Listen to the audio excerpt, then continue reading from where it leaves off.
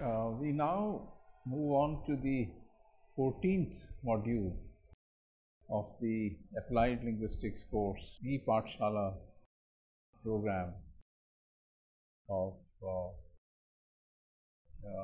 UGC in Linguistics. In any course on Applied Linguistics, a considerable amount of time is spent on language teaching methods, asking the question that which method should be used in the classroom to teach a particular language. And the issue of method has come back again and again. So you hear of all kinds of methods like grammar translation method, direct method, reading method, communicative method, computer assisted language teaching, silent way, suggestopedia, or something called TPR, total physical response, and so many others. So much so that today we have reached a stage where we talk of post method. Kumar Vadivelu's famous book, From Method to Post Method, something like that. This is now an era of post method where briefly what is being suggested is that it is for the teacher to decide what to do in the classroom. No linguist, no applied linguist can give a sort of ready-made solution that you use this particular method in the classroom and things would begin to happen. Essentially, the whole approach has to be eclectic so that children benefit a lot from the teacher and from each other.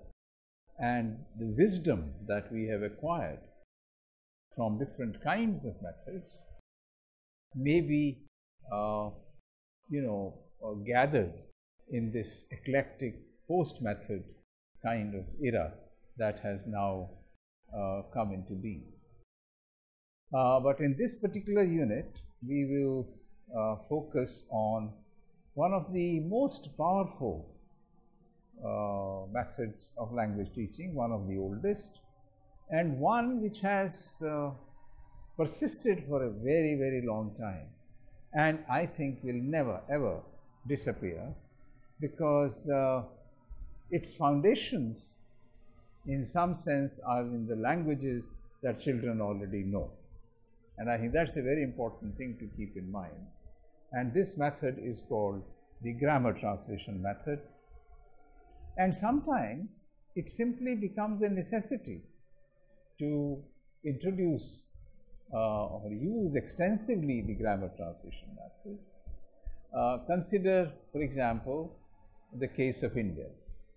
Almost, suddenly, in some sense overnight, the government of India and the governments of different states in the country decided that English, which used to be taught from class 4 or 5 or sometimes class 6, 5 or 6, generally it was class 5 or 6, then some people started teaching it from class 3 or 4, but suddenly almost across the country, every school was ordered to start teaching English from class 1, and lo and behold, English was to be taught by teachers who themselves did not know any English.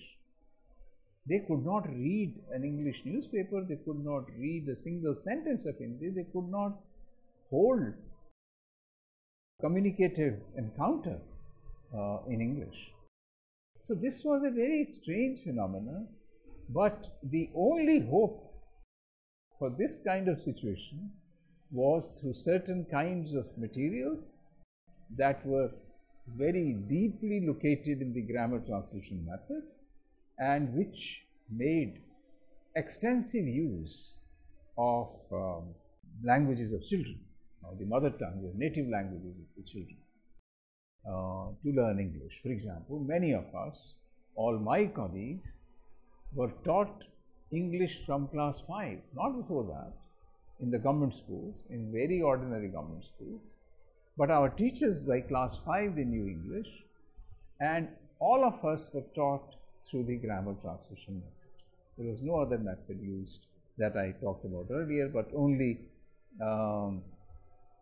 and this method is located in the classical tradition of teaching languages like Greek, Latin, Sanskrit, where the project, the total project was to be able to read classics in original. That was the whole, that was the target, that would be the source of knowledge, that if you can read Greek, then you have opened up a whole source to, opened up a kind of tool, introduced your students to a kind of tool by which they can explore any part of classical knowledge. That was the idea. And the way it was taught was memorization of lexical items. So you have a set of lexical items in your own language, let's say Hindi, Punjabi, Gujarati, Marathi, and then you have a set of English items parallel and you memorize them. So, Billi is cat and Kutta is dog, etc. This is how it was started, and with certain sentences and certain texts which had to be first translated and then gradually read in the original. That was the, and the grammatical rules were taught explicitly to students. And so these were three sort of, you memorize the paradigms, the verbal and the nominal conjugations, you memorize them, you memorize a list of words, you built up your vocabulary, and you started reading some classics and first translated into your language, and then gradually, over a period of time, you began to become fluent in the target language through the grammar translation method. That was the foundation. Now, whenever you learn another language, generally, there has to be a motive, whether the government wants you to learn it or you want to learn it yourself, and those motives are either need-filling motive or, broadly speaking, either you have a need because you feel if you learn English, you will get a job. So there is an instrumental reason to learn another language, or there may be a prestige-filling motive, that it's very prestigious, for example, these days to learn French or to learn German. So I may learn French just to be able to read some French literature, talk to some French people, and sound very different, and use some French expressions in my speech, and might sound very high level or very elite, very elitist, and there could be the prestige-filling motive of learning a language. And generally, Wilga Rivers, well-known applied linguist, identified 6 or 7 reasons for which you would learn another language. Talked of that you want to enhance your intellectual powers. That was the main reason for which classical languages were learned. And if you remember, along with several other shastras in our Arth Shastra and this Shastra and that Shastra, we have Vyakaran is a Shastra in our tradition also. You may want to read classical literature and philosophy. You may want to become a linguist and you want to understand how Greek functions or how Latin functions or how German functions. You want to have the abilities of reading comprehension. You want to travel abroad and you want to understand foreign people better and their customs and their rituals better. Or you may just wish to develop oral and writing skills. So, there can be n number of reasons for learning another language, but they would generally fall under either the need-filling motives or under the prestige-filling motives. So, coming to the grammar translation method, it generally required a text which was in some sense a bilingual text, and it was text dependent on the set of words and on the set of text, and the exercises that were largely built in terms of reading comprehension and in terms of translation. So, translation from source language to the target language and from the target language to the source language was a must. That was fundamental.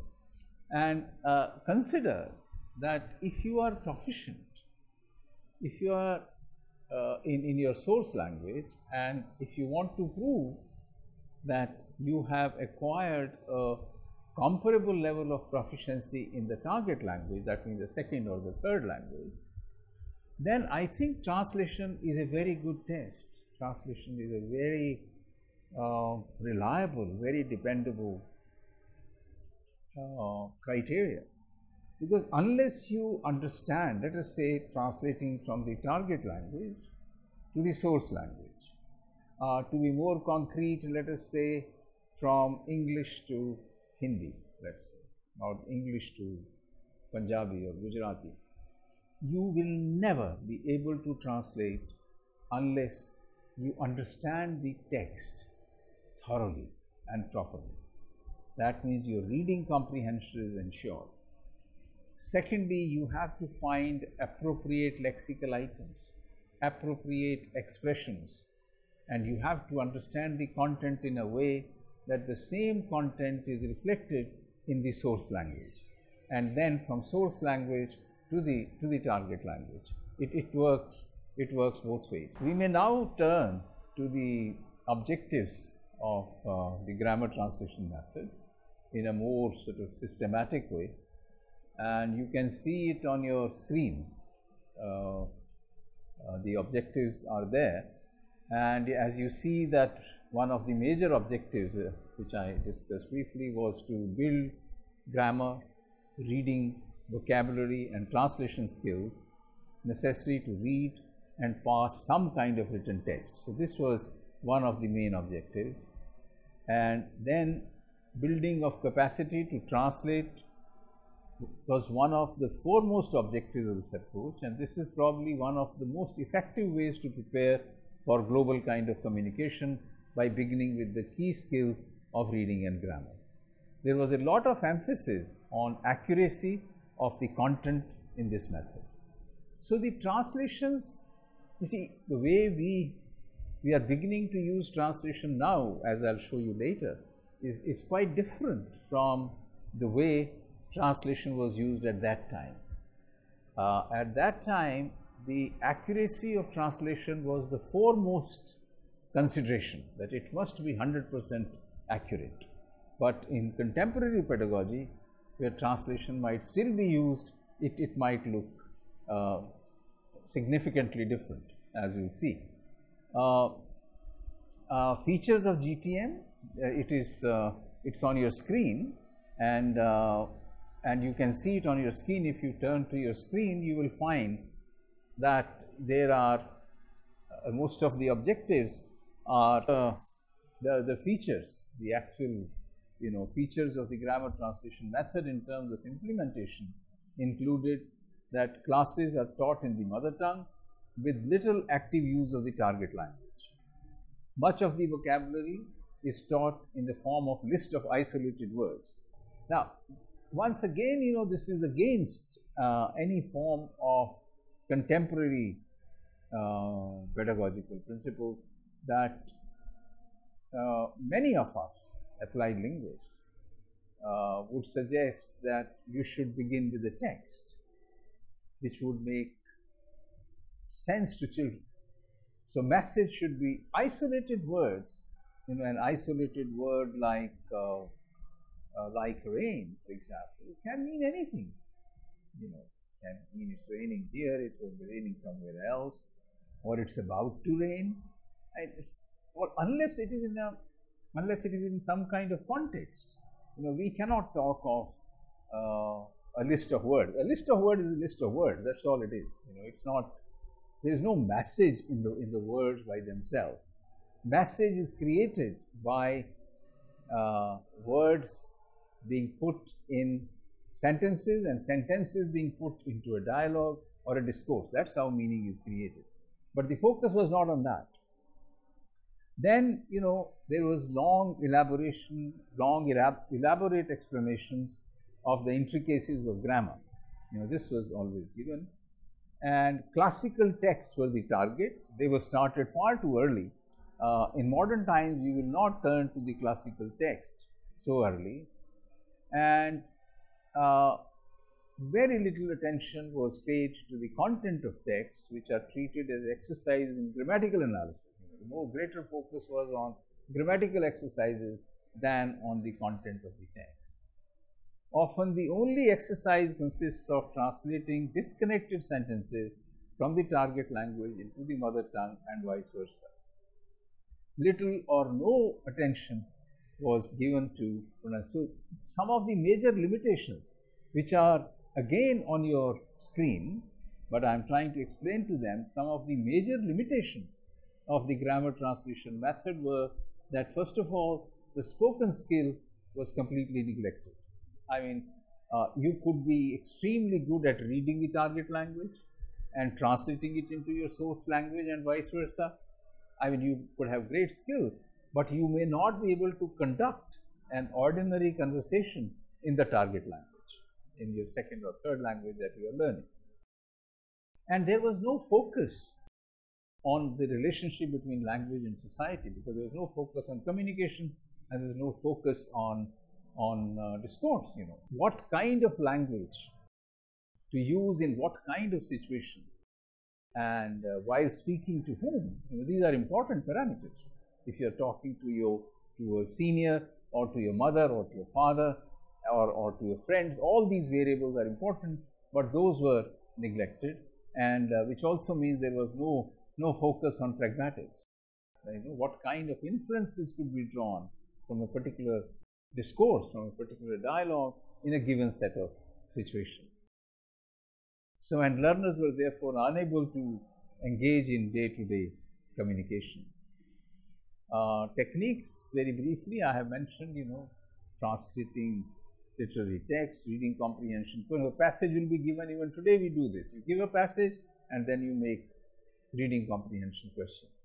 And there will be comprehension questions on local comprehension. The answers are easily located in the text, or there could be global comprehension. There are comprehension questions of the whole text, or there could be inferential questions that you have to draw inferences. So, all these were there. The list of synonyms and antonyms, this is a very standard thing, although in principle, languages don't have synonyms. I mean, why would a language have X and Y if they mean the same thing? They mean, even if there is a shade of difference, there will be, some difference in the meaning of two words. So the context in which you will use, for example, Hawa, you may not use Vayu in Hindi, or you may not use Pavan. They may be different. There is a focus on cognates, words which are closely related, words like, for example, something like how is Pita related to Putri of Sanskrit, which is the cognates. Cognate words were focused. Matri, Mata, how are they related, and so on. There was a deductive application of rules, that you learn a rule and you try to apply it, or you get it from the data. There is a lot of focus on fill in the blanks exercises. You give blanks where you have to fill in the correct form of the verb, or the noun, or the adjective, whatever, so that it tests some grammatical aspect of your proficiency. A lot of focus on memorization and writing short compositions. However, in modern times, in multilingual classrooms, and most of the classrooms, as we said in the past, are default multilingual classrooms. You have significantly different varieties of the same language, or you have different languages represented in the same class, and multilingualism available in the classroom, I have been saying, can be used as a resource for a variety of reasons and fulfilling a variety of very useful, socially desirable, cognitively desirable functions. We said in one of the earlier modules that the use of multilingualism and becoming a multilingual is positively correlated with cognitive flexibility, with social tolerance, and with scholastic achievement, okay, and also with proficiency levels, higher proficiency level in different languages. The point is that we need to understand that in order to make use of translation in the multilingual classroom, you don't have to learn n number of scripts. So, suppose there are 5 languages available in the classroom, that does not mean that you need to learn 5 languages. If you have Roman script or Devanagari script, one of such scripts is enough, and you can approximately write other languages with minor modifications here and there in either Roman or in Devanagari or in any other Odia or Bangla or Gujarati script. With some minor modifications, you can write them with some approximate accuracy. Once that is done, then the language is available in the classroom. Let's see, you take a short poem. Let's say there are only 2 Gondi children in the class and others speak Hindi and some speak English. Okay.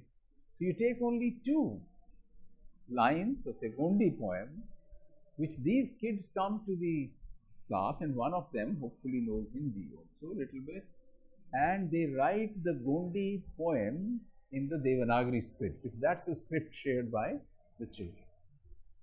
And then that's all the teacher has to do. They explain the meaning. So, imagine that it's not the teacher who is doing things, it's children who are doing things. This is very important. Children are coming to the front, their languages are coming to the front. And the Gondi poem, now once everybody has understood, is now translated into Hindi, into English, and if there are some Santali children, then into Santali, and if there are some Bundeli children, then into Bundeli and into English. There are different groups of children translating the same poems, same 2 lines into different languages. The focus now is on getting the message right. The focus now is not so much on accuracy. The focus now is on involving the languages of children, privileging the languages of children, and that is how we are trying to use translation as a very powerful tool in a multilingual classroom. But this translation, as you might have understood by now, is very different from the standard grammar translation method. Thank you very much.